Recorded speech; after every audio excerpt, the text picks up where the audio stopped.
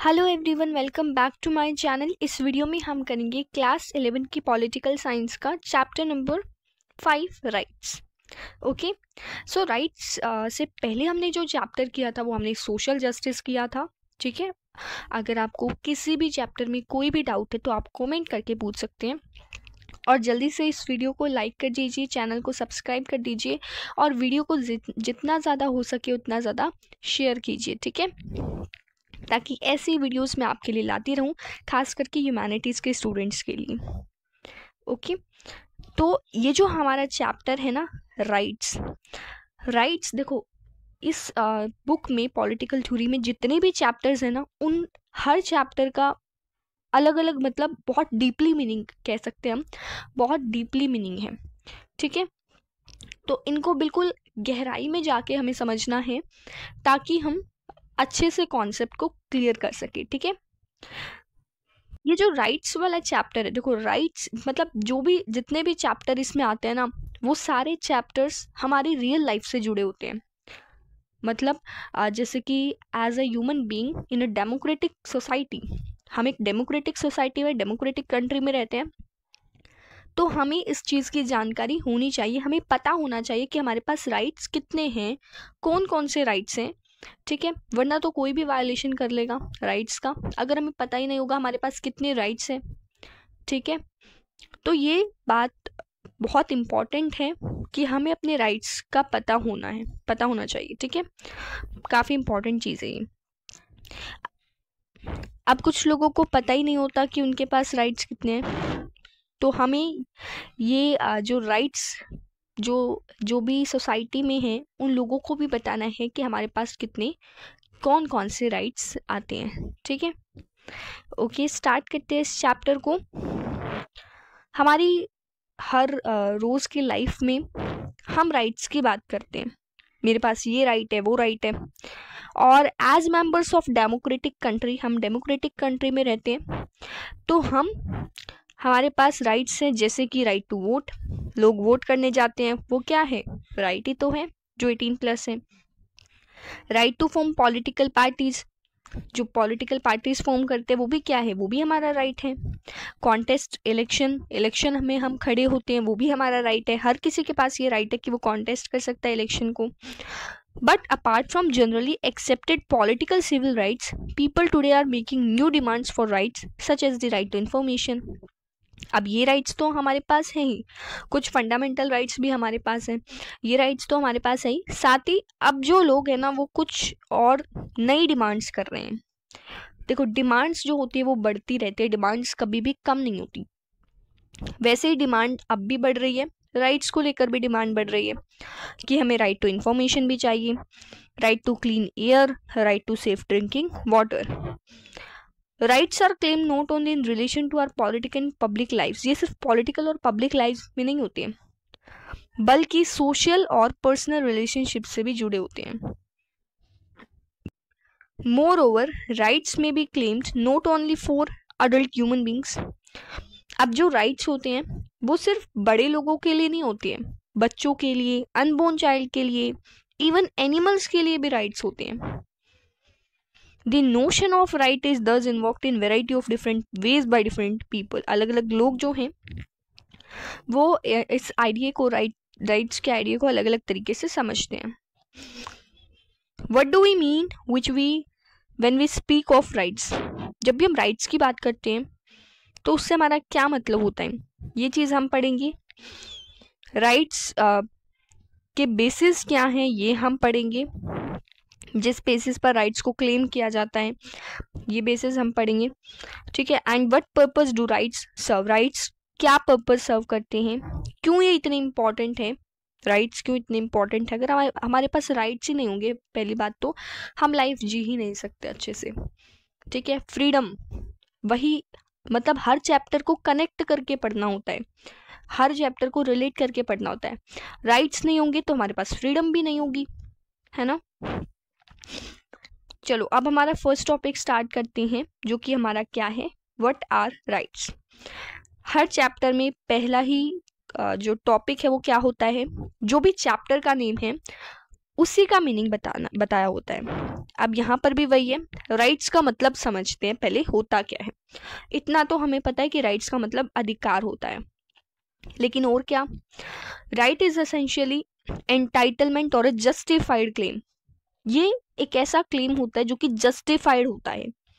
It denotes when we entitled to a citizen as individuals and as human beings. ठीक है, हम human beings हैं, individuals हैं, citizens हैं, तो ये जो राइट्स हैं वो इन सारी जो राइट्स हैं as a citizen, individual, human being हमें पता होनी चाहिए। It is something that we consider to be due to us, something that the rest of the society must recognize as being a legitimate claim that must be upheld.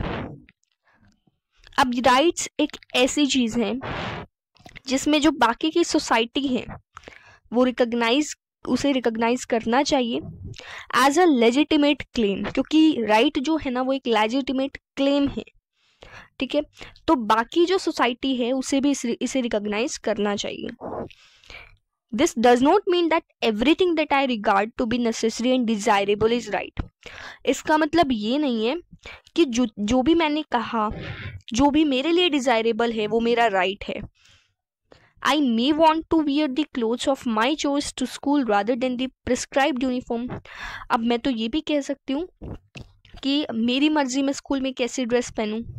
ठीक है, मैं नहीं चाहती, अगर मैं जो स्कूल में यूनिफॉर्म लगी है मैं नहीं चाहती वो पहनना, तो हम ये नहीं कहेंगे कि दिस इज अ राइट, ऐसा हम नहीं कह सकते। अब I want to stay out late night, कुछ लोग जो हैं वो रात को बाहर रुकते हैं, तो वो ये नहीं कह सकते कि ये उनका राइट है। So there is a distinction between what I want and think I am entitled to and what can be designated as rights.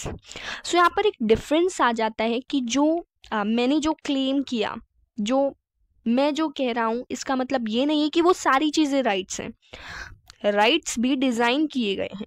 अब वो राइट्स हैं क्या, ये सारी चीज़ें हमें स्टडी करनी है। राइट्स ऐसे क्लेम्स होते हैं जो सबके पास होते हैं राइट्स, तो राइट्स जो हैं वो हमें रिस्पेक्ट और डिग्निटी की लाइफ जीने में हेल्प करते हैं।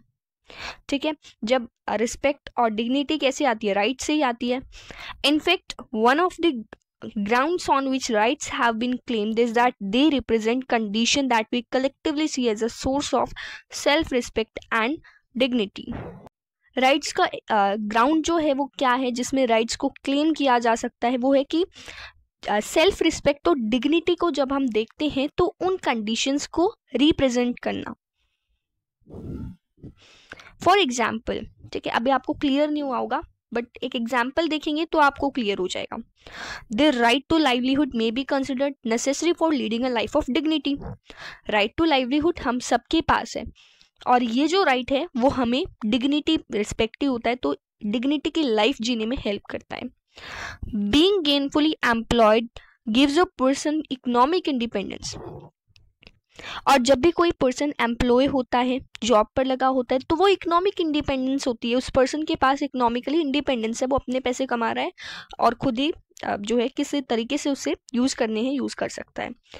And this is central his और हर डिग्निटी, और ये भी क्या है, डिग्निटी है। Having our basic needs met gives us freedom to pursue our talents and interest. हमारी जो भी बेसिक जो ज़रूरतें हैं वो हमें फ्रीडम देती है कि हम अपने टैलेंट्स को और इंटरेस्ट्स को बढ़ा सकते हैं, परस्यू कर सकते हैं। और take the rights to express ourselves freely, और ऐसे भी राइट्स हैं हमारे पास जिसमें हम अपने आप को फ्रीली एक्सप्रेस कर सकते हैं। This right gives us opportunity. कुछ राइट ऐसे भी होते हैं जो हमें अपॉर्चुनिटी देते हैं क्रिएटिव होने की, ओरिजिनल होने की, चाहे वो राइटिंग हो, डांस हो, म्यूजिक हो, या फिर कोई दूसरी क्रिएटिव एक्टिविटी हो। But freedom of expression is also important for democratic government. लेकिन जो फ्रीडम ऑफ एक्सप्रेशन है वो भी काफ़ी इंपॉर्टेंट है डेमोक्रेटिक गवर्नमेंट के लिए, क्योंकि इसमें क्या होता है कि कोई भी पर्सन जो है अपने बिलीव्स को, अपने ओपिनियंस को फ्रीली एक्सप्रेस कर सकता है। राइट्स जैसे कि राइट टू लाइवलीहुड और फ्रीडम ऑफ एक्सप्रेशन, ये इंपॉर्टेंट हो जाते हैं सभी ह्यूमन बींग्स के लिए जो भी सोसाइटी में रहते हैं, ठीक है, and they are described as universal in nature, और ये क्या होते हैं, यूनिवर्सल होते हैं नेचर में। दूसरा ग्राउंड जो है जिसमें राइट्स क्लेम किए जा सकते हैं वो है they are necessary for our wellbeing, जो कि हमारी वेलबींग के लिए नेसेसरी हैं, ज़रूरी हैं। They help individuals to develop their talents and skills, individuals को राइट्स हेल्प करते हैं कि वो अपने टैलेंट्स को, स्किल्स को डेवलप कर सकते हैं। राइट जैसे कि right to education, right to education में क्या है कि कैपेसिटी को डेवलप किया जा सकता है। ये हमें क्या देता है, यूजफुल स्किल्स देता है, हमें इनेबल करता है इन्फॉर्म्ड चॉइसेस बनाने में। And it is in this sense that education can be designated as a universal right. ठीक है, एजुकेशन इस तरीके से डिज़ाइन किया गया है कि ये यूनिवर्सल राइट है, क्योंकि देखो एजुकेशन जो है वो हर बच्चे का अधिकार है, हर बच्चे का नहीं कहूँगी, अडल्ट का भी अधिकार है। और अगर कोई ओल्ड एज में आकर भी स्टडी करना चाहता है ना तो वो भी कर सकता है, क्योंकि एजुकेशन हमारा राइट है। ठीक है, एजुकेशन हम किसी टाइम भी, किसी एज में भी एजुकेशन जो है उसके ले सकते हैं। और यूनिवर्सल क्यों कहा गया है, क्योंकि पूरे यूनिवर्स में एजुकेशन इम्पॉर्टेंट मानी जाती है। एजुकेशन से हम अपने गोल्स बना सकते हैं, हम अपनी कैपेसिटी को डेवलप कर सकते हैं, और इसीलिए यूनिवर्सल राइट है। However if an activity is injurious to our health, अगर कोई भी एक्टिविटी हमारी हेल्थ के लिए इंजूरियस है, ठीक है, और जो मतलब यूज़ नहीं की जानी चाहिए, जैसे कि हम एग्जाम्पल ले लेते हैं, ड्रग्स का एग्जाम्पल ले लेते हैं। ठीक है, कुछ लोग ड्रग्स लेते हैं, अब वो ये नहीं कह सकते कि उनके पास फ्रीडम है, उनके पास राइट है, तो वो उनकी मर्जी है वो ड्रग्स ले या ना ले, बट वो उनकी हेल्थ के लिए इंजीरियस है, तो this is not a right, ये कोई राइट नहीं है, तो वह इस राइट को क्लेम नहीं कर सकते। फॉर इंस्टेंस जैसे मेडिकल रिसर्च ने दिखाया कि प्रोहिबिटेड ड्रग्स, वही एग्जाम्पल आ गया कि इंजीरियस है हेल्थ के लिए। ठीक है, or they also affect our relation with others, and we cannot insist we have a right to inhale or inject drugs, smoke or tobacco। ये तीनों ही चीज़ें बहुत बेकार चीज़ें हैं। ठीक है, ड्रग्स भी बहुत अच्छा नहीं होता हेल्थ के लिए, हेल्थ के लिए। स्मोक का जो होती है, ठीक है, जो सिगरेट होती है वो जो उससे जो स्मोक निकलती है वो दूसरों की हेल्थ के लिए भी इंजीरियस होती है ना, तो स्मोक भी बिल्कुल प्रोहिबिटेड कर देनी चाहिए। तो in case of smoking it may be even injurious to health, देखो यही बात आ रही कि ये दूसरे लोगों के लिए भी क्या है, इंजीरियस है, कुछ लोगों को अस्थमा भी हो जाता है। ड्रग्स में not only injure our health but they may also sometimes change our behavior patterns and make us danger to some people। अब अगर कोई भी ड्रग्स लेता है तो ड्रग्स लेने से क्या होता है कि उस पर्सन का बिहेवियर भी चेंज हो जाता है, और इवन ऐसी सिचुएशन भी आ जाते हैं जिसमें जो ड्रग्स लेने वाला पर्सन है वो दूसरों को भी मर्डर कर देता है। ठीक है, क्योंकि बिहेवियर ही चेंज हो जाता है ड्रग्स लेने से।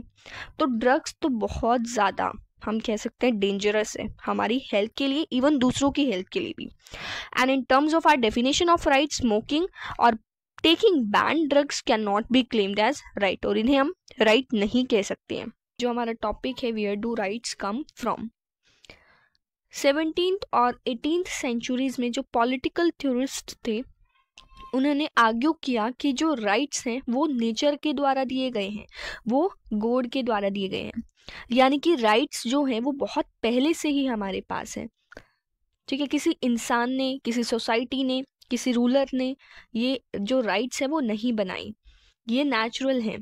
राइट्स जो हैं वो नेचुरल लॉ के द्वारा डिराइव्ड हैं, और इसका मतलब है कि राइट्स जो है किसी रूलर या सोसाइटी ने नहीं बनाए, और ना ही हम राइट्स के साथ बॉर्न हुए, बल्कि राइट्स तो पहले से ही है, राइट्स तो गॉड के द्वारा ही दिए गए हैं। As such, these rights are inalienable and no one can take these rights away from us। Rights को कोई भी हमसे छीन नहीं सकता है।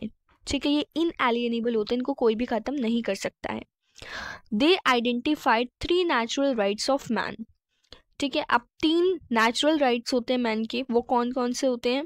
ह्यूमन बीइंग है उसके 3 राइट्स हैं। राइट टू लाइफ, ठीक है, जो नेचुरल है, राइट टू लाइफ सबके पास होता है। ठीक है, राइट टू लिबर्टी भी सबके पास होता है। लिबर्टी का मतलब भी फ्रीडम ही होता है, एंड राइट टू प्रॉपर्टी भी सबके पास नेचुरली है। All other rights we were said to be derive from these basic rights. और बाकी के जो राइट्स हैं ना, जो भी आपके चाहे फंडामेंटल राइट्स हैं, राइट टू कॉन्टेस्ट इलेक्शन, मतलब जितने भी राइट्स हैं ना बाकी के, वो सारे इन 3 बेसिक राइट्स से डेराइव हुए हैं। अब ये पता चल गया कि राइट्स कहाँ से आए हैं। राइट्स कहाँ से आए? राइट्स तो नेचुरल हैं, ठीक है, गॉड के द्वारा राइट्स दिए गए हैं, ऐसा हम कह सकते हैं। और फिर हमने देखा कि 3 बेसिक राइट्स थे, और इन तीनों बेसिक राइट्स से बाकी के जो राइट्स है वो डेराइव्ड हुए हैं, ठीक है, निकले हैं। The idea that we are born with certain rights is very powerful notion because it implies that no state or organization should take away what has been given by the law of nature। ठीक है, ये जो idea है, ठीक है, कि हमारे पास कुछ राइट्स हैं, तो ये एक बहुत पावरफुल आइडिया है, मतलब बहुत पावरफुल नोशन है, क्योंकि ये इम्प्लाई करता है, ये कहता है कि कोई भी जो स्टेट है, कोई भी जो ऑर्गेनाइजेशन है, इन राइट्स को हमसे नहीं छीन सकती है बाय लॉ ऑफ नेचर। ठीक है, ऐसी कोई भी सोसाइटी नहीं है, कोई भी ऐसा नहीं है जो हमसे इन राइट्स को छीन सके, जो नेचुरल राइट्स हैं। और ये जो कंसेप्शन है नेचुरल राइट्स का, ये वाइडली यूज किया जाता है to oppose the exercise of arbitrary power by states. अब कुछ स्टेट्स और गवर्नमेंट्स जो हैं वो आर्बिट्रेरी पावर को यूज करती है, डोमिनेंस पावर को यूज करती है, ठीक है। तो ये जो नेचुरल राइट्स हैं ये इन चीज़ों को अपोज करते हैं, और ये नेचुरल राइट्स जो हैं वो इंडिविजुअल की जो फ्रीडम है उसको भी सेव करते हैं। रिसेंट ईयर्स में जो ह्यूमन राइट्स के जो टर्म है, ठीक है, that is being used more than the natural rights. Natural rights से ज़्यादा ये जो टर्म है वो ज़्यादा यूज हुई है, कौन सी? ह्यूमन राइट्स की।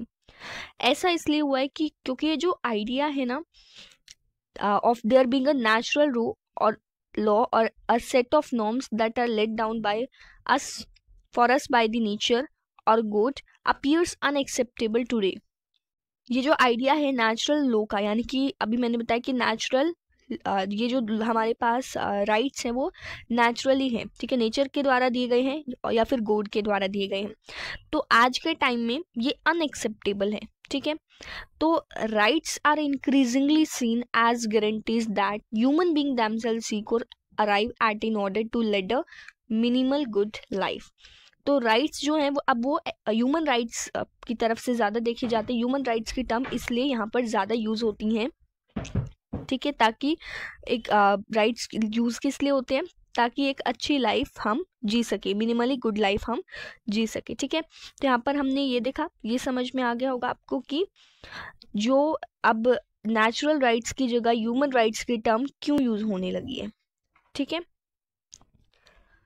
The assumption behind human rights is that, assumption क्या थी ह्यूमन राइट्स के पीछे?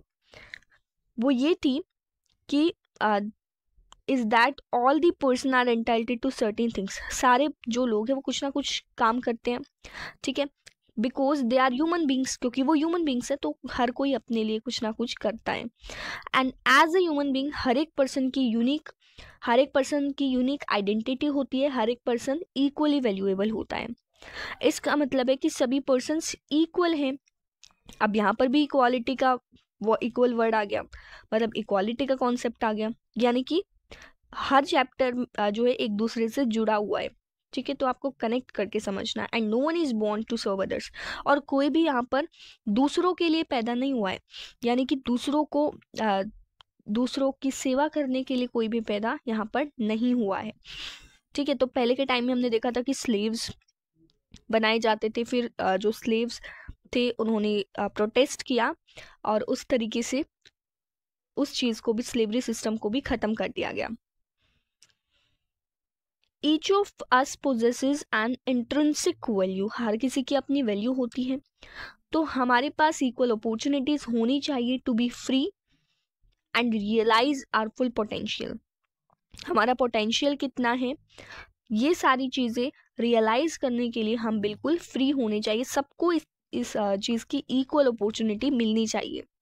ये जो कंसेप्शन है फ्री, और इक्वल सेल्फ का ये अब ज़्यादा यूज़ हो रहा है, ताकि चैलेंज करने के लिए, किसको चैलेंज करने के लिए, इनइक्वालिटीज़ को चैलेंज करने के लिए, जो कि रेस, कास्ट और रिलीजन या फिर जेंडर पर बेस्ड होती हैं।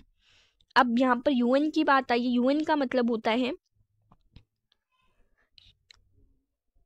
United Nations Declaration of Human Rights builds upon this understanding of rights, and it attempts to recognize those claims that the world community collectively sees as being important for leading a life of dignity and self-respect. तो जो UN declaration है human rights की, ठीक है, उन्होंने ये understanding वो लेकर आए हैं राइट्स की कि जो कि इम्पॉर्टेंट है एक डिग्निटी की लाइफ जीने में। डिग्निटी का मतलब सेल्फ रिस्पेक्ट ही होता है, सेल्फ रिस्पेक्ट की लाइफ जीने में। तो ऐसे जो राइट्स हैं उनको इम्पॉर्टेंट माना गया है, ठीक है, bye UN declaration of human rights. ये जो आइडिया है यूनिवर्सल ह्यूमन राइट्स का, ये यूज़ किया गया था लोगों, ऑप्रेस्ड जो लोग थे, जिनको ऑप्रेस किया जा रहा था, दबाव डाला जा रहा था, उन लोगों के द्वारा ये जो आइडिया है उसको यूज़ किया गया था ऑल ओवर दी वर्ल्ड, ताकि जो लॉज हैं, सेग्रीगेशन के जो लॉज हैं, उनको ख़त्म किया जा सके, उनको चैलेंज किया जा सके, और जो है इक्वल अपॉर्चुनिटीज़ और राइट सबको मिल सके। In fact it is through this struggles. अच्छा, सेग्रीगेशन का मतलब होता है कि सेपरेट करने के लिए जो भी लॉज बनाए जाते हैं, जो कि एक्चुअल में इक्वल इनइक्वालिटी को बढ़ावा देते हैं, इक्वालिटी को बढ़ावा नहीं देते, ठीक है। जैसे कि सेग्रीगेशन पॉलिसी वहाँ पर भी बनाई गई थी, साउथ अफ्रीका में हमने देखा, ठीक है। वैसे ही सेग्रीगेशन का मतलब होता है। In fact it is to the struggles of groups that have felt excluded that the interpretation of existing rights has sometime been altered. अब ये जो आइडिया है वो और भी तरीके से राइज हुआ है। कुछ ग्रुप्स ने स्ट्रगल किया है इक्वल राइट्स पाने के लिए, जिनको लगा था कि उनको एक्सक्लूड किया जा रहा है, बाहर निकाला जा रहा है, उनको प्रोवाइड नहीं किए जा रहे फैसिलिटी, राइट्स जो उनके राइट्स तो नेचुरल होते हैं, तो वो राइट्स भी उनको प्रोवाइड नहीं किए जा रहे। तो ऐसे लोगों ने स्ट्रगल किया है। स्लेवरी अब एबॉलिश कर दी गई है, ठीक है। स्लेवरी में आप सब जानते होंगे कि स्लेवरी में स्लेव बनाकर रखा जाता है, गुलाम बनाकर रखा जाता है। But there are other struggles, और भी काफ़ी स्ट्रगल्स थे जिनको काफ़ी कम सक्सेस मिली है। And even today there are communities, अभी भी आज के टाइम में भी कुछ कम्युनिटीज़ ऐसी है जो स्ट्रगल करती हैं, ठीक है, to define humanity in a way which includes them. The list of human rights which people have claimed has expanded over the years as societies. Human rights की जो लिस्ट है ना, वो आज भी, आज के टाइम में भी इंक्रीज, एक्सपेंड होती जा रही है, ठीक है। कभी कोई राइट तो कभी कोई राइट, मतलब पहले तो कुछ कम ही राइट्स थे, ठीक है। जैसे पहले मान लो 3 बेसिक राइट्स थे जो हमने स्टार्टिंग में पढ़े, अब उन 3 बेसिक राइट्स से काफ़ी सारे राइट्स आ गए। मतलब कहने का मतलब ये कि ह्यूमन राइट्स जो है एक्सपेंड होते जा रहे हैं, ठीक है। जैसे जैसे जो सोसाइटीज़ हैं वो नए जो थ्रेट्स हैं, चैलेंजेस हैं, उनको फेस करती है, ठीक है। For instance we are very conscious today of the need to protect natural environment, ठीक है। अब हम अपनी एनवायरनमेंट को प्रोटेक्ट करने के लिए आज बहुत चिंतित हैं, ठीक है। अब इससे एक राइट जनरेट हुआ, राइट की डिमांड जनरेट हुई to clean air, water, sustainable development और इस तरीके की चीज़। न्यू अवेयरनेस जो है about the changes which many people specially women, children और the sick face in times of war, ठीक है। जैसे वॉर होती रहती है, तो वॉर के टाइम पर जो अवेयरनेस थी, जो भी चेंजेस हो रहे थे, जो ये लोग हैं, वुमेन है, चिल्ड्रन है, सिक पीपल है, तो इन्होंने डिमांड की थी अलग अलग राइट्स की, जैसे कि right to livelihood, right of children and the like. ऐसे जो क्लेम्स हैं, ऐसे जो दावे हैं that express a sense of moral outreach. Moral outreach का मतलब होता है नैतिक आक्रोश, ठीक है। अबाउट इन्फ्रिंगमेंट्स, इन्फ्रिंगमेंट्स का मतलब होता है वायोलेशन। तो ऐसे जो दावे हैं वो मोरल आउटरीच जो है उसकी सेंस क्रिएट कर रहे हैं अबाउट इन्फ्रिंगमेंट्स, जैसे कि लोगों की जो डिग्निटी है उनका वायोलेशन होता है, तो उनके प्रति वो ऐसी सेंस क्रिएट कर रहे हैं। और जो लोग हैं वो रैली भी निकालते हैं ताकि वो राइट्स को एक्सटेंड कर सके। And we should not understate the extent and power of such claims. ऐसे जो क्लेम्स हैं उनकी पावर और उनके एक्सटेंट को हमें आंकना नहीं चाहिए, ठीक है। They often invoke wide support, इनके पास भी काफ़ी सपोर्ट होता है। और आपने जो पोप स्टार हैं बोब गेल्डोफ, इनके बारे में सुना होगा। इन्होंने रिसेंटली अपील की थी वेस्टर्न गवर्नमेंट को कि वो अफ्रीका में जो पॉवर्टी है उसको एंड कर दे अफ्रीका में, ठीक है। और टीवी रिपोर्ट्स भी आई थी इनकी, ठीक है। तो ये वाला हमारा टॉपिक था। अब यहाँ पर एक बॉक्स भी है, इसको भी हम समझ लेते हैं क्या है, इम्पॉर्टेंट है। Can't on human dignity. अब ये कांट एक नाम है, ठीक है, फिलोसफर का नाम है। अब इन्होंने बहुत अच्छी बात कही है। इनका पूरा नाम क्या है? इमैनुअल कांट, ठीक है। इन्होंने क्या कहा है? एवरीथिंग हैज अ प्राइस और अ डिग्निटी। हर एक चीज की कीमत और सेल्फ रिस्पेक्ट होती है, डिग्निटी होती है, ठीक है। What has price is such that something else can also be put in its place as its equivalent. अब जिसकी कीमत होती है उसको हम रिप्लेस भी कर सकते हैं, ठीक है। That which is elevated above all price. देखो उसको हम रिप्लेस कैसे कर सकते हैं? मान लो अगर कोई भी फोन वगैरह खराब हो जाता है, ठीक है, फोन की क्या है? कीमत है। इसको हम एक्सचेंज भी कर सकते हैं, नया भी खरीद सकते हैं। किससे? पैसे से, ठीक है। और लेकिन जो डिग्निटी है, जो सेल्फ रिस्पेक्ट है, उसको किसी भी चीज से नहीं खरीदा जा सकता, उसको पैसे से तो कभी भी नहीं खरीदा जा सकता, ठीक है। सेल्फ रिस्पेक्ट जो है उसकी कोई कीमत ही नहीं होती, ठीक है। ये वाली बात काफी अच्छी कही है इन्होंने, ठीक है। इसको आपको बहुत डीपली समझना है। Human beings unlike all other objects possesses dignity. Human beings की भी डिग्निटी होती है, बाकी जो ऑब्जेक्ट्स होते हैं उनकी तरह नहीं होती। बाकी ऑब्जेक्ट्स की कीमत होती है, बट इनकी क्या होती है? डिग्निटी होती है, सेल्फ रिस्पेक्ट होती है, जो कि किसी भी कीमत में नहीं खरीदी जा सकती। And therefore this reason valuable in themselves, काफ़ी वैल्यूएबल होते हैं अपने आप में। और 18th सेंचुरी में जो जर्मन फिलोसफर थे इमैनुअल कांट, इन्हीं की बात हो रही है।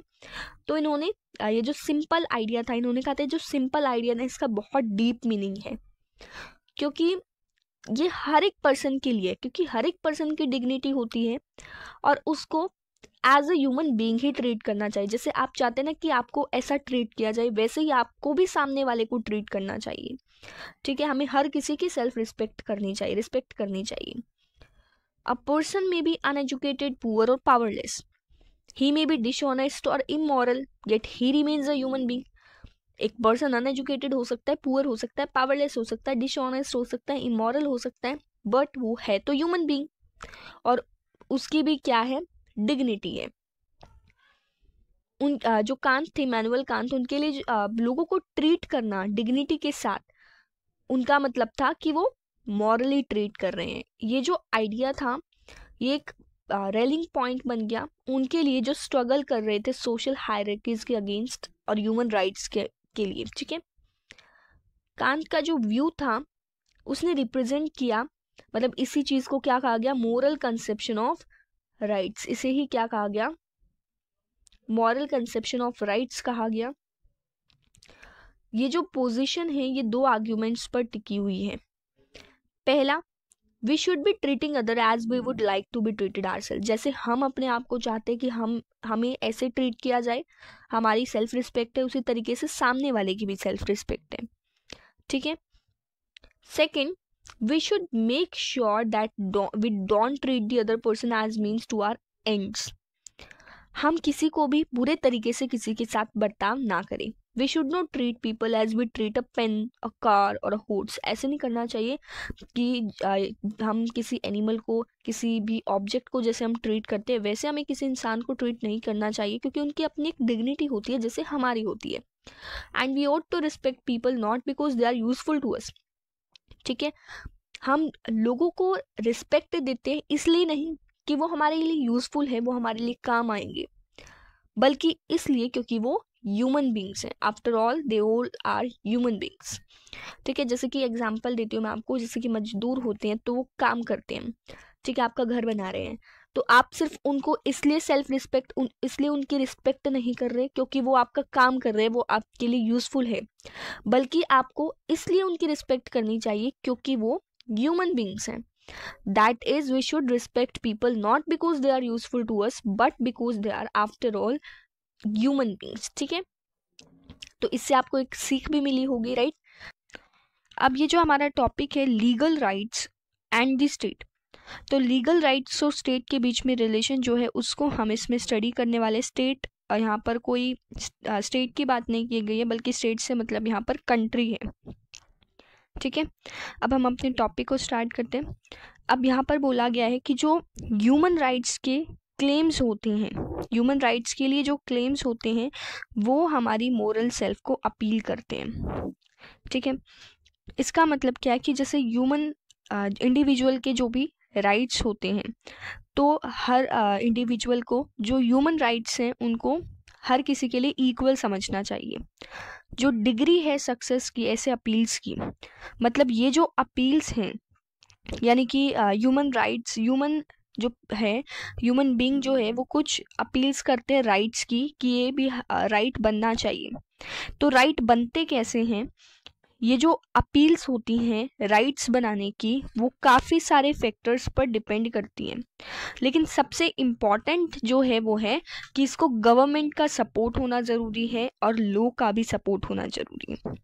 जब ये चीज़ अगर कॉन्स्टिट्यूशन में लिख दी गई है तो इट मीन्स अगर कोई भी अपील है उसको कॉन्स्टिट्यूशन में लिख दिया गया है तो वो राइट बन गई है.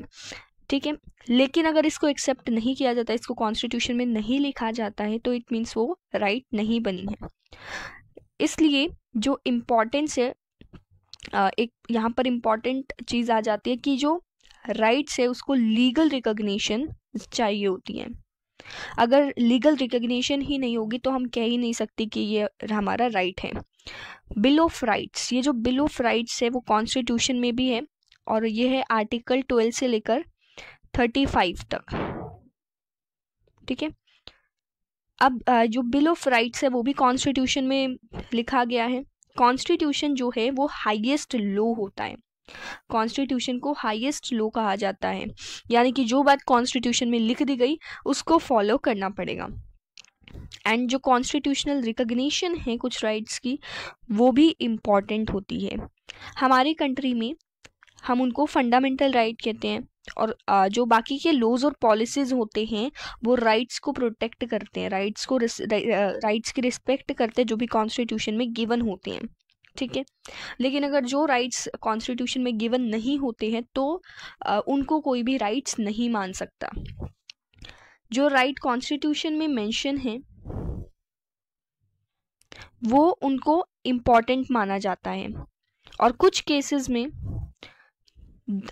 they may be supplemented by claims which gain importance because of particular history and customs of a country. कुछ केसेस में इनको कुछ राइट्स को इम्पोर्टेंस मिल जाती है. ठीक है, क्यों मिल जाते हैं, क्योंकि वो पहले हिस्ट्री के अकॉर्डिंग मिलती है या फिर कस्टम्स जो होते हैं कंट्री के उसके अकॉर्डिंग मिलती है. इंडिया में हमारे पास एक प्रोविज़न था. ठीक है, मतलब जो अनटचेबिलिटी की प्रैक्टिस थी उसको आर्टिकल 17 के अंदर हमने ख़त्म कर दिया था, बैन कर दिया था, जिसको एक ट्रेडिशनल सोशल प्रैक्टिस माना जाता था कंट्री में. अब सबसे इम्पॉर्टेंट क्या है, लीगल और कॉन्स्टिट्यूशनल रिकॉग्निशन जो है कॉन्स्टिट्यूशन में उसका दर्ज होना वो काफ़ी इम्पॉर्टेंट है. ठीक है, जो भी क्लेम्स हैं उनका दर्ज होना काफ़ी इम्पॉर्टेंट है. और जो थ्योरिस्ट है उन्होंने डिफाइन किया है राइट्स को कि राइट्स ऐसे क्लेम हैं जो कि स्टेट रिकॉग्नाइज करती है. ठीक है, क्योंकि अगर कोई ह्यूमन बीइंग है, ठीक है, अब उसके पास राइट है, राइट्स तो बहुत सारे होते हैं बट हम एग्जाम्पल लेकर चलते हैं कि ह्यूमन बीइंग के पास है राइट टू लाइफ. ठीक है, या फिर राइट टू एजुकेशन. तो अब जो गवर्नमेंट है स्टेट के अंदर यानी कि कंट्री के अंदर जो भी गवर्नमेंट है वो बहुत सारे प्रोग्राम्स लेकर आती है एजुकेशन के लिए। वो क्यों लेकर आती है? क्योंकि ये हमारा राइट है, और इस राइट को पूरा करने की, इस राइट को सपोर्ट करने की जो जिम्मेदारी होती है वो किसकी होती है? गवर्नमेंट की होती है। The legal endorsement certainly gives our right a special status in this society. अगर वो लीगली उस बात को लिखा गया है तो राइट को और भी ज़्यादा स्पेशल स्टेटस मिल जाता है सोसाइटी में। But it is not the basis on which rights are claimed. लेकिन ये उस चीज़ का बेसिस नहीं है कि जहाँ से राइट्स को क्लेम किया जाता है, राइट्स को बनाया जाता है। जैसे हमने पहले डिस्कस किया था कि राइट्स जो हैं वो एक्सपेंड होते रहते हैं, ठीक है।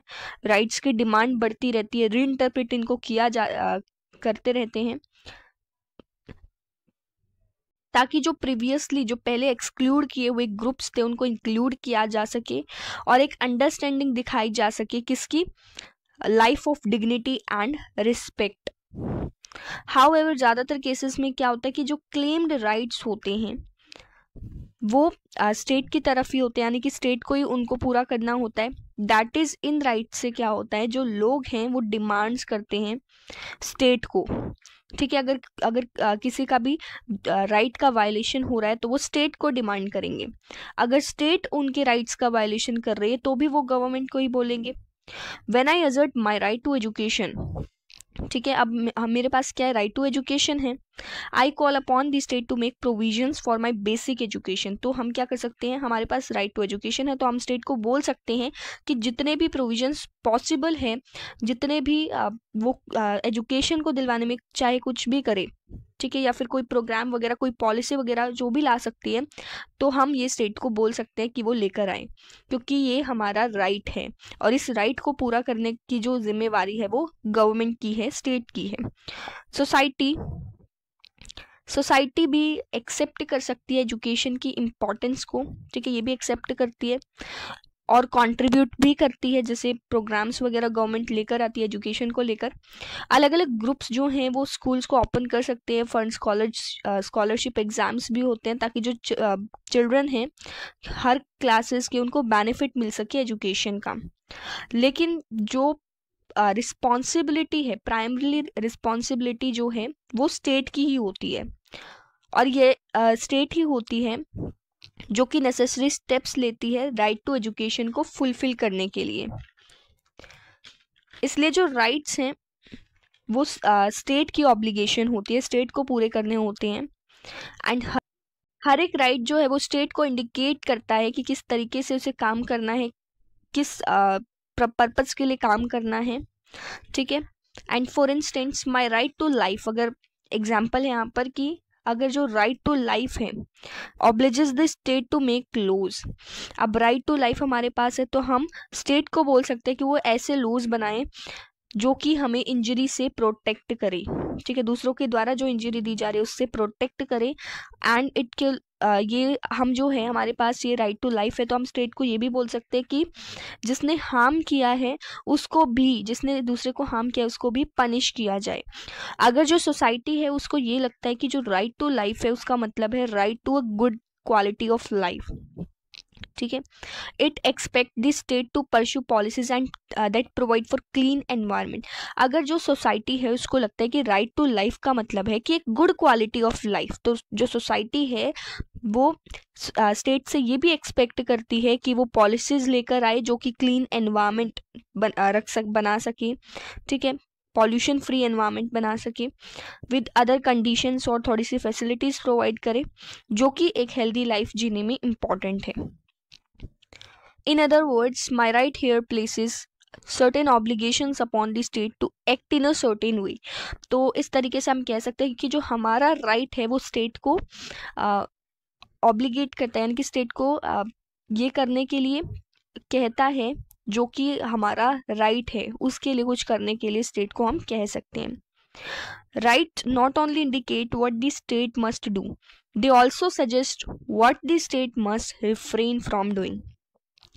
अब जो राइट है वो स्टेट को सिर्फ ये नहीं बताते कि आपको ये करना है, साथ ही साथ अगर जो स्टेट है अगर वो राइट का वायलेशन कर रही है तो उसको ये करने से रोकते भी हैं। Rights, my right to liberty as a person suggest that state can not simply arrest me. अब हमारे पास क्या है, राइट टू लिबर्टी है, तो राइट टू लिबर्टी के अकॉर्डिंग हम ये कह सकते हैं कि जो स्टेट है, जो भी पुलिस वगैरह है, वो हमें ऐसे ही अरेस्ट नहीं कर सकती उसकी मर्जी से।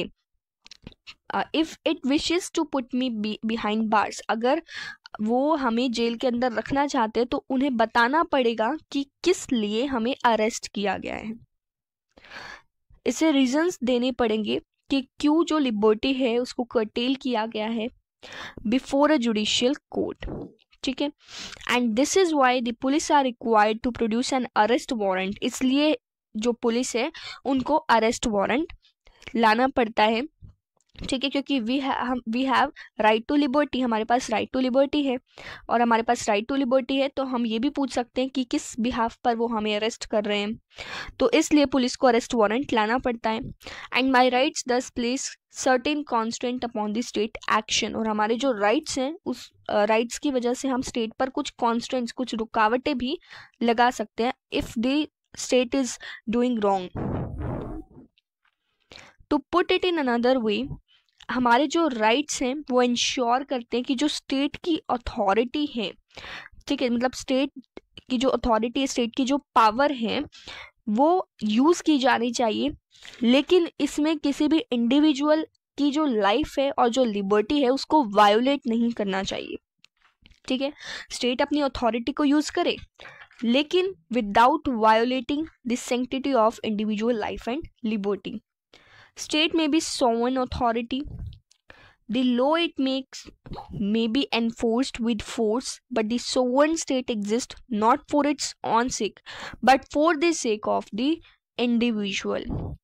State जो है वो sovereign हो सकती है and इसके जो laws हैं, जो भी ये laws बनाती है वो force भी कर सकती है लोगों को ये laws को follow करने के लिए, लेकिन जो sovereign state है वो खुद के लिए एग्जिस्ट नहीं करती। सोवरेन स्टेट जो है खुद के लिए काम नहीं करती बल्कि इंडिविजुअल के लिए काम करती है, लोगों के लिए काम करती है। इसलिए यहाँ पर लोग ज़्यादा मैटर करते हैं, उनकी वेलबींग ज़्यादा मैटर करती है, जो कि गवर्नमेंट जो पावर में है, जो करंट गवर्नमेंट है वही कर सकती है। ठीक है, कुछ पॉलिसी वगैरह लाकर। Rulers are accountable for their action and must not forget the law exist to ensure the good of the people. जो रूलर्स होते हैं वो अकाउंटेबल होते हैं उनके एक्शंस के लिए, लेकिन उनको ये नहीं भूलना चाहिए कि जो लॉ वो बना रहे हैं, जो भी लॉ वो बना रहे हैं वो लोगों के हित के लिए हो, ठीक है, उनके बुरे के लिए ना हो। ये हमारा। अब हम अपना टॉपिक स्टार्ट करते हैं जो कि हमारा है काइंड्स ऑफ राइट्स। अब हम इक्वालिटी का चैप्टर पढ़ के आए, उसमें भी हमने काइंड्स पढ़े। ठीक है, तो मेनली यहाँ पर उसी तरीके से आपको कनेक्ट करके पढ़ना है। तो यहाँ पर 3 तरीके के काइंड्स हैं। एक हमारा क्या है, पॉलिटिकल राइट हो गया हमारा। सेकंड हमारा क्या है, इकोनॉमिक राइट्स हमारे हो गए। एंड थर्ड हमारा है कल्चरल राइट्स। ठीक है, तो ये 3 जो हैं वो काइंड्स हैं राइट्स के। अब इसमें से मैं आपको जस्ट एक बार ओवरव्यू दे देती हूँ। जो पॉलिटिकल राइट्स होते हैं वो जिसमें हमें जैसे इलेक्शंस में पार्टिसिपेट करने का मौका मिलता है, ठीक है, तो ये सारी जो हमें राइट्स मिलते हैं, वोट देने का जो अधिकार होता है, ये जो राइट होते हैं वो पॉलिटिकल में आते हैं। इकोनॉमिक राइट जैसे कि शेल्टर, फूड, हम वेजेस कमा सके, मतलब जो डेली वेजेस हैं वो मिल सके, जैसे मिनिमम एम्प्लॉयमेंट गारंटी एक्ट हो गया, ठीक है, वेजेस के मामले में। और कल्चरल में जो कल्चर से जुड़ी हो, सांस्कृतिक जो हम अधिकार होते हैं उनको कल्चरल राइट्स कहते हैं। ठीक है, अब इनको डिटेल में पढ़ते हैं। सबसे पहले हम पॉलिटिकल राइट्स के बारे में पढ़ेंगे। अब ज़्यादातर जो डेमोक्रेसीज हैं आज के टाइम में, तो वो पॉलिटिकल राइट्स से ही शुरू होती है। ठीक है, जब तक हमारे पास पॉलिटिकल राइट्स नहीं होंगे हम नहीं कह सकते हमारे पास डेमोक्रेसी है। डेमोक्रेसी हमारे पास तभी होगी जब हमारे पास पॉलिटिकल राइट्स होंगे। तो पॉलिटिकल राइट्स जो हैं वो लोगों को राइट टू इक्वालिटी देता है before the law, right to equality before law हमें पॉलिटिकल राइट्स प्रोवाइड करता है, और हमें एडवांटेज देता है, हमें अपॉर्चुनिटी देता है, हमें राइट देता है कि हम पॉलिटिकल प्रोसेस में पार्टिसिपेट कर सकते हैं। ठीक है, अब इसमें कैसे कैसे एग्जाम्पल के लिए हम देख लेते हैं। राइट टू वोट हो गया हमारा, रिप्रेजेंटेटिव को हम इलेक्ट कर सकते हैं। ठीक है, right to contest election, election में हम खड़े हो सकते हैं। Right to form political parties, political parties को हम फॉर्म कर सकते हैं, साथ ही साथ उन्हें ज्वाइन भी कर सकते हैं। ठीक है, अब यहाँ पर एक लाइन है, political rights are supplemented by civil liberties. Civil liberties का मतलब क्या होगा, जैसे कि नागरिक जो है उनकी आज़ादी। ठीक है, तो जो नागरिक की जो आज़ादी है उनसे जुड़े हुए जो अधिकार होते हैं वो पॉलिटिकल राइट्स को सप्लीमेंट करते हैं। ठीक है, अब देखो इसका मतलब क्या है, जैसे right to free and fair trial, right to free, right to a free and fair trial, right to express one's views. इसी का मतलब यहाँ पर दिया गया है कि हम जो है फ्री और फेयर ट्रायल जो भी है उसका अधिकार हमारे पास है, किसी के भी व्यूज को फ्रीली एक्सप्रेस करने का अधिकार हमारे पास है, प्रोटेस्ट करने का अधिकार हमारे पास है। ठीक है, अब कलेक्टिवली सिविल लिबर्टीज जो हैं और जो पॉलिटिकल राइट्स हैं तो वो डेमोक्रेटिक सिस्टम को फॉर्म करती है। सिविल लिबर्टी जैसे इंडिविजुअल की आज़ादी हो गई। ठीक है, पॉलिटिकल राइट्स हमने पढ़े, जो भी हमारे पॉलिटिकली जो भी हमें राइट्स मिलते हैं। तो अगर हमारे पास सिविल लिबर्टीज नहीं है, आज़ादी नहीं है हमारे पास, तो पॉलिटिकल राइट्स को कैसे एंजॉय कर पाएंगे। तो इसलिए दोनों ही जो हैं इम्पॉर्टेंट है, और साथ ही दोनों जो हैं डेमोक्रेटिक सिस्टम को फॉर्म करते हैं। इन्हीं की वजह से सिस्टम जो है वो डेमोक्रेटिक होता है। जैसे कि हमने पहले भी बताया कि राइट्स जो हैं वो इंडिविजुअल की वेलबींग जो है उनको प्रोटेक्ट करते हैं, इंडिविजुअल को एक तरह से प्रोटेक्ट करते हैं राइट्स। ठीक है, पॉलिटिकल राइट्स जो हैं, political rights contribute to it by making the government accountable. Political rights से जो है गवर्नमेंट अकाउंटेबल होती है, यानी कि जो लोग हैं वो गवर्नमेंट से अगर गवर्नमेंट कोई भी कदम उठाती है तो गवर्नमेंट से लोग क्वेश्चंस पूछते हैं, राइट। तो उन क्वेश्चंस का आंसर गवर्नमेंट को देना होगा, वो क्वेश्चंस का आंसर देने में जो गवर्नमेंट है वो अकाउंटेबल होनी चाहिए। तो पॉलिटिकल राइट्स जो हैं उनकी वजह से गवर्नमेंट अकाउंटेबल होती है, क्योंकि हमारे पास राइट है ना कि हम गवर्नमेंट से क्वेश्चन कर सकते हैं। And by giving greater importance to the concern of the individual over the rulers and by ensuring that all person have an opportunity to influence the decisions of the government. ठीक है, अब यहाँ पर जो individual है वो जो भी रूलर्स हैं उनसे क्वेश्चन कर सकती है और गवर्नमेंट को उस क्वेश्चन का आंसर देना होता है। ठीक है, सभी के लोगों के पास ये अपॉर्चुनिटी होती है।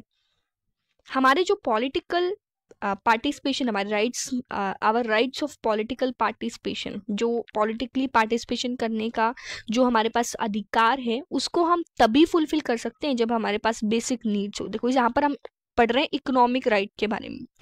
अब हम स्टार्टिंग में एक एग्जांपल देख लेते हैं कि अगर यहाँ पर बोला गया ना कि पॉलिटिकल पार्टिसिपेशन भी तभी पॉसिबल है जब हमारे पास ये सारी चीज़ें होंगी, यानी कि हमारे पास इकोनॉमिक राइट होगा। ठीक है, अगर हमारे पास पैसे ही नहीं है या फिर हमारे पास कोई भी फैसिलिटी अवेलेबल नहीं है, हमारे पास खाना ही नहीं है, तो हम कैसे पॉलिटिकली पार्टिसिपेट कर सकते हैं गवर्नमेंट में। तो इकोनॉमिकली जो हमारे पास राइट है, इकोनॉमिक राइट जो है वो होना काफ़ी इंपॉर्टेंट है। सबसे पहले तो इकोनॉमिक राइट ही होना काफ़ी इंपॉर्टेंट है, क्योंकि उसमें हमारी बेसिक नीड्स आ जाती हैं, जैसे कि फूड हो गया, शेल्टर हो गया, क्लोथिंग, हेल्थ। ठीक है, ये सारी चीज़ें। And for a person living on payments and struggling to meet these basic needs, political right by themselves have little value. ठीक है, अगर ये जो भी हमारे पास अधिकार है, बेसिक नीड्स, ये ही हमारे पास नहीं होंगे तो पॉलिटिकल राइट्स की तो कोई वैल्यू ही नहीं है। तो सबसे पहले तो ये होना ज़्यादा ज़रूरी है। They require certain facilities. अब इसमें कुछ फैसिलिटीज़ आ जाती है, जैसे कि एडिक्वेट वेज होनी चाहिए ताकि बेसिक नीड्स जो हैं उनको परस्यू किया जा सके, रीजनेबल कंडीशन हो काम करने के लिए। तो जो डेमोक्रेटिक सोसाइटी है, ठीक है, उसमें क्या होता है, that are beginning to recognise these obligations. तो ये जो भी ऑब्लिगेशंस है, तो डेमोक्रेटिक सोसाइटी में ये सारी ऑब्लिगेशंस को रिकॉग्नाइज किया जाता है, यानी कि इनको फुलफिल किया जाता है। इनको जो भी जिन पर्सन्स के पास भी इकोनॉमिक राइट्स नहीं होते उनको उनको इकोनॉमिक राइट प्रोवाइड कराने का जो काम करती है वो डेमोक्रेटिक गवर्नमेंट करती है। और कुछ कंट्रीज़ में सिटीजन्स जो हैं जिनकी लो इनकम होती है तो उनको हाउसिंग और मेडिकल फैसिलिटी स्टेट से मिलती है, यानी कि गवर्नमेंट से मिलती है। ठीक है। In others unemployed persons receive a certain minimum wage. अब जो लोग जो हैं जो अनएम्प्लॉयड हैं, ठीक है, जिनके पास जो जिनको काम नहीं मिल पा रहा है, तो उनको भी मिनिमम वेज प्रोवाइड करने का काम जो है वो गवर्नमेंट का होता है ताकि वो अपनी बेसिक नीड्स तक पहुंच सके। ठीक है। इंडिया में जो गवर्नमेंट है उसने हमने ये चीज़ पढ़ी है ना, रूरल एम्प्लॉयमेंट गारंटी स्कीम। ठीक है, नरेगा हमने पढ़ रखा है, among other measure to help the poor. तो ये भी पॉलिसीज भी लेकर आई जाती है ताकि लोगों को इकोनॉमिक राइट प्रोवाइड किए जा सके। Today in addition to political economic rights more and more democracies are recognising the cultural claims of the citizen. यहाँ पर हमारा कल्चरल राइट के बारे में आ जाता है। तो देखो कल्चरल की अगर हम बात करें मतलब सांस्कृतिक अधिकार, अगर हम ट्राइब्स की बात करें तो ट्राइब्स में क्या होता है, उनका कल्चर अलग होता है, उनकी लैंग्वेज अलग होती है, उनका ड्रेसिंग सेंस अलग होता है और उनको पूरी आज़ादी होती है अपने कल्चर में रहने की। ठीक है, मतलब अपने कल्चर को अपनाने की, जिस तरीके से उनका कल्चर है उन पर कोई दबाव नहीं डाला जाता कि वो अपने कल्चर को बदले। राइट। तो right to have primary education in one's mother tongue, यानी कि हमने देखा कि अलग अलग रीजन्स में अलग अलग डायलेक्ट्स बोले जाते हैं। ठीक है, तो वहाँ पर जो प्राइमरी एजुकेशन है, जो बच्चों की एजुकेशन है, वहाँ पर मदर टंग यानी कि जो वहाँ की लैंग्वेज है वहाँ पर ये राइट है कि जो बच्चे हैं वो उस लैंग्वेज में पढ़ सकते हैं। इंस्टीट्यूशंस को एस्टेब्लिश करने का अधिकार है for teaching one's language and culture, किसी भी लैंग्वेज को या फिर कल्चर को अगर पढ़ाना है सिखाना है तो वो भी उनके लिए भी इंस्टीट्यूशंस एस्टेब्लिश करने का अधिकार है। Are today recognised as being necessary for leading a good life. तो ये सारी चीज़ें एक अच्छी लाइफ जीने के लिए काफ़ी इंपॉर्टेंट है। The list of rights has steadily increase in democracies. अब राइट्स की जो लिस्ट है वो भी इंक्रीज होती जा रही है डेमोक्रेसीज में। वाइल सम राइट्स, कुछ राइट्स जो हैं जैसे कि right to life, liberty and equal treatment and the right to political participation, ये बेसिक राइट्स हैं। ठीक है, जिनको प्रायोरिटी मिलनी ही चाहिए।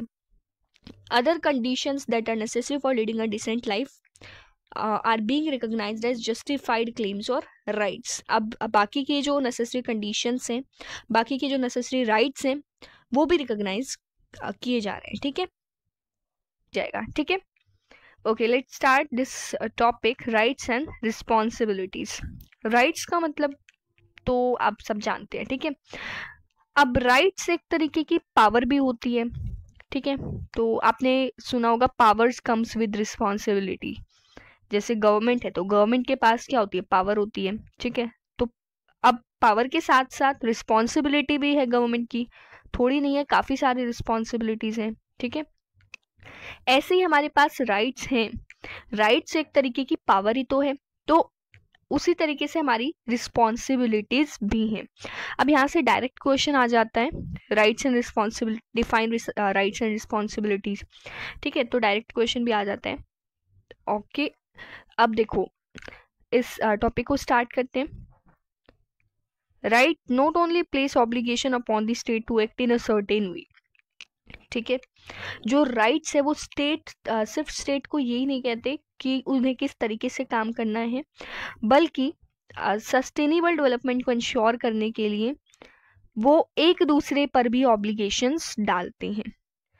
पहला, they compel us to think not just of our own personal needs and interest but to defend some things as being good for all of अस।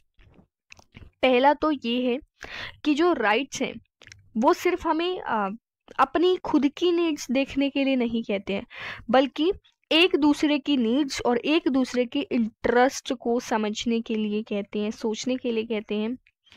ठीक है, जो कि सबके लिए अच्छी है, जैसे कि protecting the ozone layer, air pollution, water pollution को मिनिमाइज करना, maintaining the green cover by planting new trees, नए नए ट्रीज को प्लांट करना। ठीक है, और फॉरेस्ट को जो है कट करने की जो प्रोसेस है उसको कम करना, इकोलॉजिकल बैलेंस बनाना, ये कुछ ऐसी चीज़ें हैं जो ज़रूरी हैं हम सब के लिए। तो ये क्या रिप्रेजेंट करती है? कॉमन गुड, सबके लिए समान अच्छाई, that we must act to protect for ourselves as well as for the future generations, जो हमें करनी चाहिए हम अपने आप को प्रोटेक्ट करने के लिए, साथ ही साथ फ्यूचर जनरेशंस को प्रोटेक्ट करने के लिए। ठीक है, क्लीन वर्ल्ड हमें बनाना होगा, safe and clean world without which they can not lead a reasonable good life, जिनके बिना ना तो हम ना ही फ्यूचर जनरेशन जी सकती है। ठीक है, सेकेंडली दूसरी बात हम देखते हैं, पहले में हमने देखा कॉमन गुड के बारे में। ठीक है, अब हम सेकेंडली हम क्या कह रहे हैं? They require that I respect the rights of others. अब राइट्स क्या कहते हैं कि जैसे हम हैं तो हमें दूसरों के राइट्स की भी रिस्पेक्ट करनी चाहिए। अगर मैं कहूँ कि I must be given the right to express my views, I must also grant the same right to others. अगर मैं कहती हूँ कि मेरे पास जो है अपने व्यूज को एक्सप्रेस करने का राइट होना चाहिए, तो मुझे ये जो राइट है वो दूसरों के लिए भी लाना चाहिए। ठीक है, क्योंकि हम सारे ह्यूमन बींग्स हैं and we all are same, and if I don't want others to interfere in the choices I make, the dress I wear, अगर मैं नहीं चाहती कि कोई मेरी चॉइसेस में इंटरफेयर करे या फिर ड्रेस में इंटरफेयर करे, आई वियर और दी म्यूजिक, जिस तरीके का म्यूजिक सुनती हूँ उसमें कोई इंटरफेयर करे, I must refrain from interfering in the choices that others make. तो हमें भी क्या है, दूसरे जो चॉइसेस करते हैं, दूसरों की जो भी इच्छाएं होती हैं, तो उनमें इंटरफेयर करने की हमें भी कोई इजाज़त नहीं है। जैसे कि हम नहीं चाहते ना कि वो कोई दूसरा हमारी चीज़ों में इंटरफेयर ना करे, वैसे दूसरे भी नहीं चाहते, तो हमें दूसरों के लिए भी ऐसा ही सोचना है। I must leave them free to choose their music and clothes, and I cannot use the right to free speech to incite a crowd to kill my neighbor। और मेरे पास ऐसा कोई राइट नहीं है जिससे मैं दूसरे किसी नेबर को किल करूं। ठीक है, इन exercising my rights I can not deprive others. हमें अपने राइट्स को एक्सरसाइज करने में किसी दूसरे के राइट्स को नहीं दबाना चाहिए। ठीक है, जैसे यहाँ पर भी देखो वो वाला एग्जाम्पल भी आ जाता है, जैसे हमने फ्रीडम वाले चैप्टर में पढ़ा था कि अगर हम म्यूज़िक बजाते हैं, म्यूज़िक बजाओ अच्छी बात है, लेकिन उसको लिमिट में बजाना चाहिए, इतनी ज़ोर से नहीं बजाना चाहिए कि उससे दूसरों को हार्म हो। ठीक है, लाउड म्यूज़िक जैसे कि, ठीक है, तो यहाँ पर भी सारी चीज़ें कनेक्ट होती हैं। My rights are in other words limited by principle of equal and same right for all. और जो मेरे राइट्स हैं वो लिमिटेड हैं कौन से प्रिंसिपल से? Equal and same rights for all, इस प्रिंसिपल से जो मेरे राइट्स हैं वो लिमिटेड हैं। ठीक है, यहाँ पर हमने क्या पढ़ा कि जैसा हमारे लिए है वैसा ही सामने वाले के लिए भी है। ठीक है, थर्डली हम पढ़ते हैं हमें अपने राइट्स को बैलेंस करना चाहिए जब वो कॉन्फ्लिक्ट में आ जाते हैं। जैसे कि मेरा right to freedom of expression है, तो हमें वो बेफजूल की पिक्चर्स जो है, किसी की भी पिक्चर्स जो है उसको क्लिक करने के लिए हमें कोई परमिशन नहीं देता है किसी के भी घर में जाके उसकी ऐसे पिक्चर्स क्लिक करने के लिए, और फिर पिक्चर्स तो क्लिक कर रहे साथ ही उन्हें क्या करे, इंटरनेट पर भी पोस्ट कर देते हैं। तो ये क्या है? राइट टू प्राइवेसी का वायोलेशन है। ठीक है, तो इस राइट हमें मिल रहे हैं बट हमें उनको बैलेंस करके रखना चाहिए। फोर्थली क्या है कि सिटीजन्स जो हैं वो एक्टिव होने चाहिए, सिटीजन्स जो हैं वो सतर्क रहने चाहिए about the limitations which may be placed on their rights, कि कितनी लिमिट, जैसे राइट्स हैं, अगर ज़्यादा राइट्स पर लिमिटेशंस डाल दी जाती है और सिटीजन्स चुप रहते हैं, सो इट्स नॉट गुड। ठीक है, अगर सिटीजन्स के राइट्स को वायलेशन हो रहा है तो सिटीजन्स को सतर्क रहना होगा।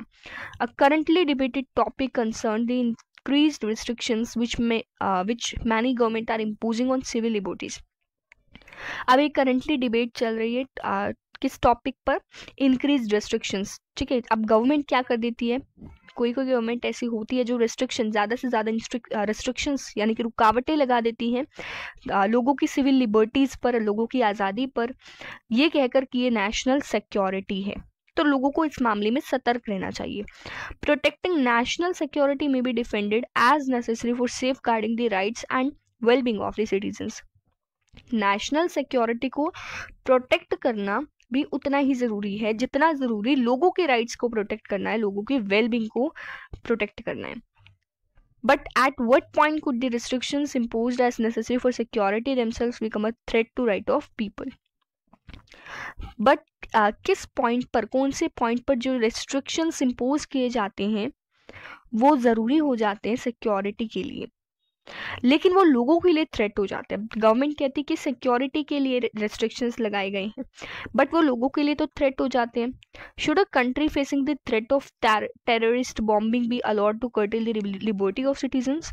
क्या ऐसा होना चाहिए कि कोई भी कंट्री जो है वहाँ पर टेररिस्ट अटैक हो रहे हैं, बॉम्ब्स वगैरह गिराए जा रहे हैं, तो वो जो है सिटीजन्स की लिबर्टी को कर्टेल करने के लिए उनको अलो करना चाहिए, मतलब उनकी लिबर्टी को छीनने के लिए उनको अलो करना चाहिए? बिल्कुल भी नहीं.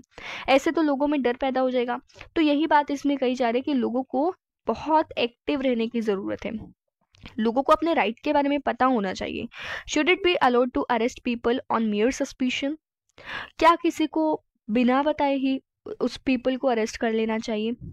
ठीक है, हमारे पास राइट है भाई, अगर कोई हमें अरेस्ट करा तो हमारे पास राइट है पूछने का कि किस बेसिस पर हमें अरेस्ट किया जा रहा है.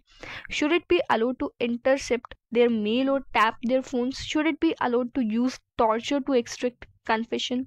तो इसी तरीके के यहाँ पर एग्जाम्पल्स दिए गए हैं कि हमारे पास, मतलब मेन इसमें मुद्दा क्या है कि सिटीजन्स को विजिलेंट होना है.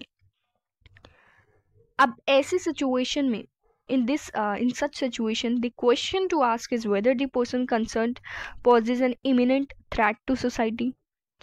कि लोगों के लिए क्या ये थ्रेट बन रहा है? Even arrested person should be allowed to legal counsel and opportunity to present their case before a magistrate or court of law.